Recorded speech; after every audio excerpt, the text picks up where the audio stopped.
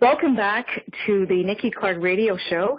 And on the line with me is a very special woman. She is an author of adult and children's books. Would you please welcome Peta Gaye Nash to the show? How are you doing, Peta Gaye? I'm great, Nikki. Thank you so much for having me. Oh, you're more than welcome. It's a pleasure. And I'm really excited to have you on the line with us to share a little bit about who you are. Can you tell us about your background? Sure. So I am a writer. I started first writing adult fiction, and after I had children, the children's books started coming. So I guess I'm an adult and children's writer. Okay. Now, how many books have you written? I've written one adult so far, and I have another one that's not yet published, and 6 children's books. Okay. Great. Mm-hmm. And did you grow up in Canada? No, so I'm Jamaican born, and that ties into the children's books because I came here with my 2 children back in 2002, and I had recently been through a separation, and things were really topsy-turvy for me.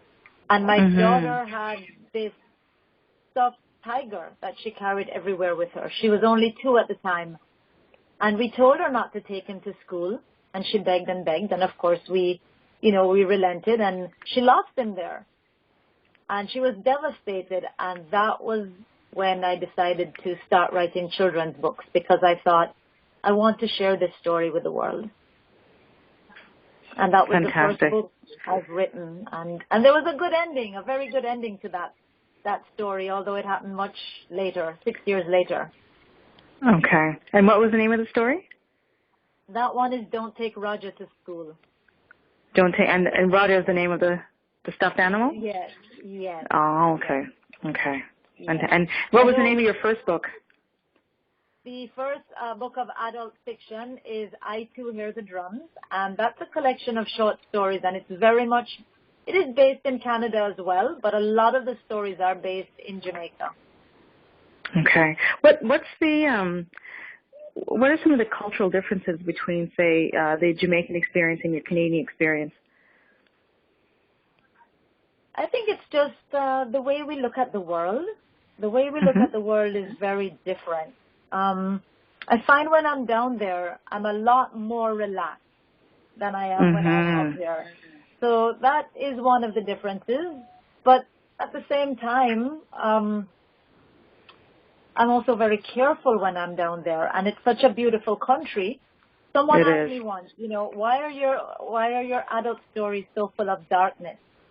And I think the reason why is I see such beauty in the Caribbean islands, and it's hard to reconcile some of the other things that happen there, things that have affected me, and I write about those things.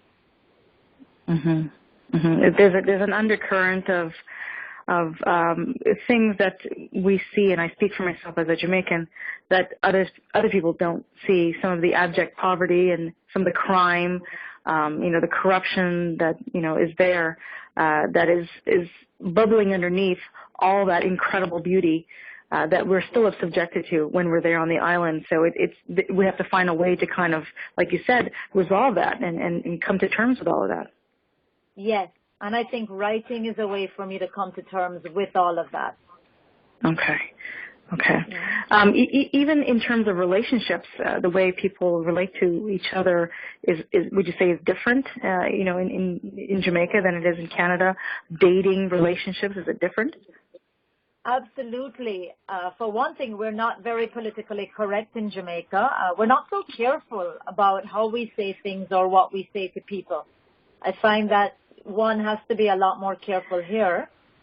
And I also find that in terms of families there seem to be a lot more close-knit. And I do miss that a lot living in Canada. I feel that my children don't have that wider group of people who can really look out for them, the grandmothers, the aunts, the uncles. Yes, the extended family. Yeah. Yes. Definitely.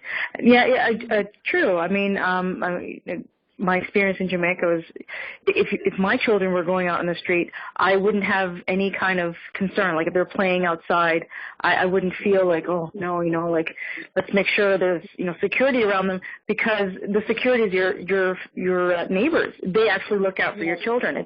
In Jamaica, it takes a village to raise one child, so I never had that concern. But yes, there's a little bit of a disconnect sometimes when you're here in Canada in terms of, just going about things. You're groomed to kind of do things on your own, whereas in Jamaica, there's more of a community involvement, and you definitely feel the difference.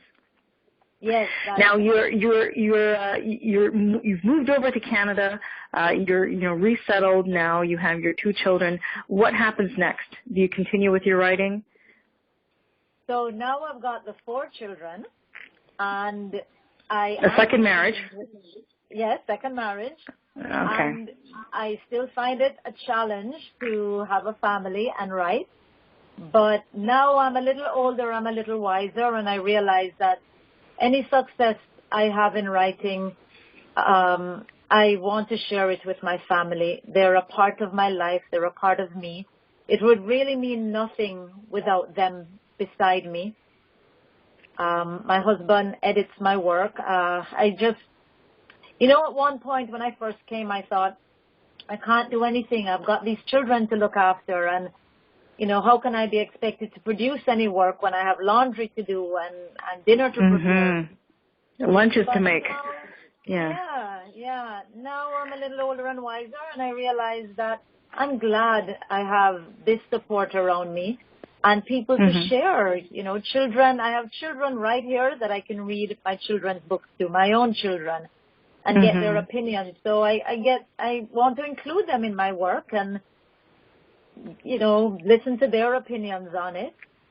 Yeah. That's wonderful. That's wonderful. The writing experience is one that's very cathartic. There's a release of emotions. And I'm sure as you're releasing, people are receiving too. Can you think of a situation where someone read your book and you could see a transformation? Absolutely. I remember the first time reading my latest book, Juliet Malevolent, An Evil Tale. And I read it to my daughter's class. And it's a book where good is bad and bad is good. So when I started out reading about Kinder Evilgarten and the children, were being praised for being naughty, I could see all the confused looks on their faces. And then by the time we got to the end of the book where they realized that the whole thing is about being yourself, then I saw looks of, yes. And people, the kids, they got really excited about that story. And another story that I've read that seems to really resonate with children is one called Where Are Meadows Manners? And it's about a little girl who's forgotten her manners. So reading it, I can see them thinking about their own lives and times when maybe they have forgotten their manners. Right. Yeah, and it's a reminder for them. Yeah. Yes. I think it's great when you can write things for children that they can relate to. They can take the information and transfer it right away. Yes. Yes. Yeah. So I have a lot of fun doing that. I love reading to kids. I love it too when you throw yourself into the character and they get all excited when you get animated. I love to see their eyes light up and enjoy the moment. Can you tell me how people can get these books? Where can I order them? Through my website, which is petagaynash.com, or through Amazon. Okay. And the adult fiction, I can get the books there too, all of the adult books is on Amazon, Amazon.com, and that's I Too Hear the Drums. Okay. And what do you want people to, how do you want the readers to be captured when they're reading your adult fiction? I want people to have a deeper understanding of my culture. I want people to look at us not as I think sometimes so many people look at us as these people who have come and destroyed our country. My mom went to Cuba once and she said she was Jamaican, and the man who was from Canada said, "Oh, you people came and destroyed Canada." Wow. Yeah, those things really hurt me because there are so many West Indians, Africans, so many immigrants who have come here and built Canada. Absolutely. And I would just love people to say, read my book and say, "Oh, this is how it is. This is why people think the way they do." I've read literature from other cultures, Sri Lanka, India, and in reading it, I'm totally mesmerized and transformed myself, and I feel I have a deeper understanding of another place or another time, another culture. And I hope that people will read me and have that same transformation. Mm-hmm. That is beautiful. That is beautiful. And it ties in well, too, with Black History Month, where we give homage to great Black leaders in the diaspora for all their contributions to the world. And the way I look at it is Black History Month is, it's Canadian History Month, it's International History Month, and Blacks all around the world have contributed in every area, literature, architecture, politics, sports, arts and culture. We touch everyone everywhere. So I thank you for being able to contribute that part to the literary world with the work that you do. And thank you very much. Well, you're more than welcome. And thank you very much for taking a few minutes out of your time to share with us. And again, can you repeat to the listeners where they can connect with you? Sure, and thank you so much for having me. So my website is petagaynash.com, and my adult book is available on Amazon.com, and that's I Too Hear the Drums. Wonderful. You've been listening to the Nikki Clarke Radio Show on wearehotline.net with special guest Gaye, Nash, author. Please connect with her. She's got some wonderful, wonderful stories to share of her culture, which is also my culture. I'm happy to share that with her and get to know more about Gaye, Nash, the author. Thanks so much. Really appreciate your time. You have a wonderful day. Thank you, Nikki. Take care. Thank you. Bye. Bye-bye. Bye-bye.